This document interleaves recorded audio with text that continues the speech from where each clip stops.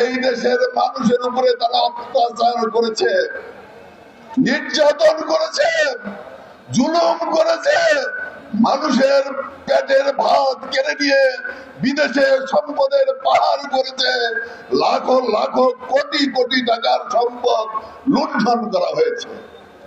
সেই কারণে কিন্তু তাদের এই পতন হয়েছে। আরেকটি পতন হয়েছে কেন? গণতন্ত্র ধ্বংস করেছিল, তাই না? শেখ মুজিব বাকশাল তৈরি করেছিল, তার পতন হয়েছিল, আপনারা জানেন। আর শেখ হাসিনা মানুষের ভোটাধিকার কেড়ে নিয়েছিল। দিনের ভোট রাখতে হইতো, আগের দিনে ভোট হয়ে যেত, তাই না?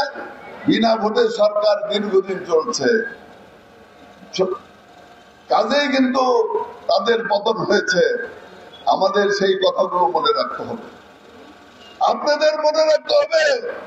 ফ্যাসিস্ট মুক্ত বাংলাদেশে জনগণের প্রথম ভোট ধানের শীষের পক্ষে হোক, প্রথম ভোট ধানের শীষের পক্ষে হোক, ছাত্র জনতার প্রথম ভোট ধানের শীষের পক্ষে হোক, নতুনদের তরুণদের প্রথম ভোট ধানের শীষের পক্ষে হোক। এই কথা বলার সাথে সাথে আরেকটি কথা বলতে চাই। বিএনপির কর্মী ভাইরা একটি কথা মনে রাখবেন, আমি জেলখানা থেকে বেরিয়ে কি বলেছিলাম? যেদিন আমি জেলখানা থেকে বের হই, শহীদ রাষ্ট্রপতি জিয়াউর রহমান বাজারে কি বলেছিলাম? আপনাদের নিশ্চয়ই মনে আছে।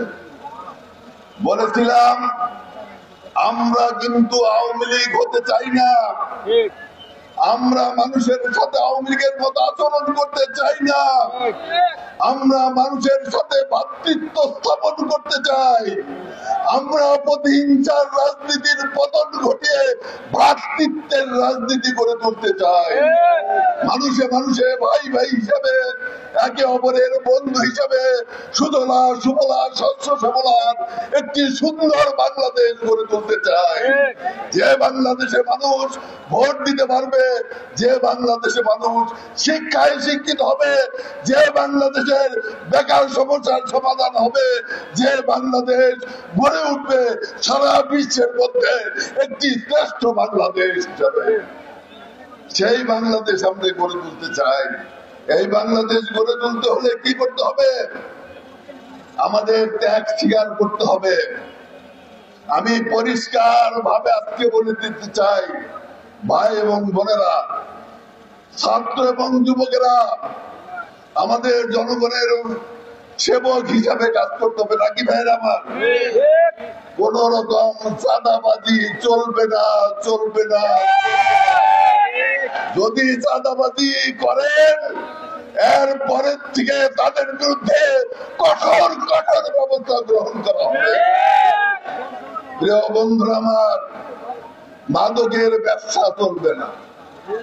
মাদক দিয়ে দেশটা ধ্বংস করা হয়েছে, হয়েছে কিনা? মাদক ইসলামে হারাম কিনা? তাই যদি হয়ে থাকে, আমরা যদি মুসলমানের সন্তান হয়ে থাকি, বাংলাদেশে মাদকের ব্যবহার নিষিদ্ধ করতে হবে। বাংলাদেশে মাদক চলবে না। আমি প্রশাসনকে বলে দিতে চাই, আপনাদের বেতন হয় জনগণের টাকায়, আপনারা জানেন কোথায় কোথায় মাদকের সেন্টার আছে, অনতি বিলম্বে সেগুলা বন্ধ করতে হবে, আমাদের যাতে সেগুলোর মধ্যে হাত দিতে না হয়। কি বলেন ভাইয়ের আমার? আর একটি কথা বলতে চাই, দুর্নীতি মুক্ত বাংলাদেশ গড়তে হবে, জনগণের বাংলাদেশ গড়তে হবে। আমাদের নেতা তারেক রহমান কি বলেছেন? জিয়াউর রহমান কি বলেছিলেন? খালেদা জিয়া কিভাবে দেশ চালিয়েছেন আপনারা জানেন? জানেন না? সময় নাই, দিকে সংক্ষেপে বলতে চাই। চক্রান্ত এবং ষড়যন্ত্র করে, বিদেশিরা চক্রান্ত এবং এই দেশের দালালরা চক্রান্ত এবং ষড়যন্ত্র করে জিয়াউর রহমানকে হত্যা করেছিল, তাই না? আপনারা জানেন সেগুলা। 40 লক্ষ লোক তার জানাজায় সমবেত হয়েছিল। তার মৃত্যুর পর বিদেশিরা মনে করেছিল বাংলাদেশকে দাবিয়ে রাখা যাবে, কিন্তু দাবিয়ে রাখা যায় নাই। কেন যায় নাই? কেন যায় নাই? আপনাদের কারণে যায় নাই। জিয়াউর রহমানের আদর্শ আপনাদের ঘরে ঘরে ছিল, আপনাদের অন্তরে ছিল, আপনাদের বুকে ছিল। সেই কারণে জিয়ার মৃত্যুর পর আপনারাই বেগম জিয়াকে ক্ষমতায় এনেছিলেন, আপনারাই প্রধানমন্ত্রী বানিয়েছিলেন। সেই বেগম জিয়াও কিন্তু থাকতে পারে নাই, তাকেও কিন্তু হত্যা করা, তাকেও কিন্তু মেরে ফেলার ষড়যন্ত্র করা হয়েছিল, জেলখানায় নেওয়া হয়েছিল। দীর্ঘদিন তিনি জেলখানায় ছিলেন, মনে আছে? অসুস্থ অবস্থায় তাকে বিদেশে চিকিৎসা করার সুযোগ দেওয়া হয় নাই। আমরা জেলখানায় ছিলাম, আমাদের উপর অত্যাচার হয়েছে, সেটা ঠিক আছে, কিন্তু 2 বারের প্রধানমন্ত্রী, 3 বারের প্রধানমন্ত্রী একজন মহিলা, তার উপরে কিভাবে অত্যাচার করা হয়েছে, জুলুম করা হয়েছে। কেন করা হয়েছে? বিদেশিদের ইঙ্গিতে করা হয়েছে, বাংলাদেশকে দাবিয়ে রাখার জন্য করা হয়েছে, বাংলাদেশের মানুষের গণতন্ত্র হরণ করার জন্য করা হয়েছে।